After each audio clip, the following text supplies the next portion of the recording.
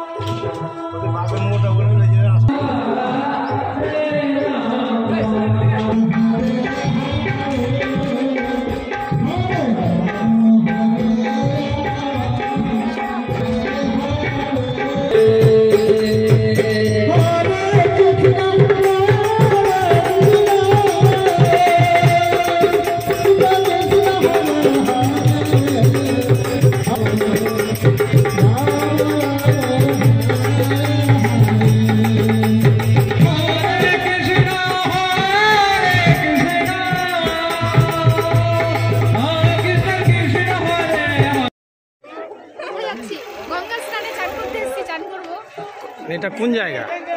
এটা কোন জায়গা? গঙ্গা স্নান আজকে। হ্যাঁ, আজকে গঙ্গা স্নান। গঙ্গা স্নানের মেলা। কি নাম? আমার নাম প্রিয়া দাস। আজকে আমাদের গঙ্গা স্নান পুজো হচ্ছে। আমাদের জন্মের আরও অনেক আগে থেকেই এখানে কীর্তন গঙ্গা স্নান পূজা হয়ে থাকে। অনেক দূর দূরান্ত থেকে মানুষ সাতজন আসে এখানে স্নান করে। প্লাস কমিটির পক্ষ থেকে সকাল থেকে সন্ধ্যা পর্যন্ত খিচুড়ি প্রসাদ খাওয়ানো হয়, প্লাস আবার নিয়ে যায় যাদের খুশি। সবাই মাঘী পূর্ণিমা উপলক্ষে প্রত্যেক বছরই হয় আমাদের এখানে। কোন নদীতে এটা? এটা সুদানী নদী।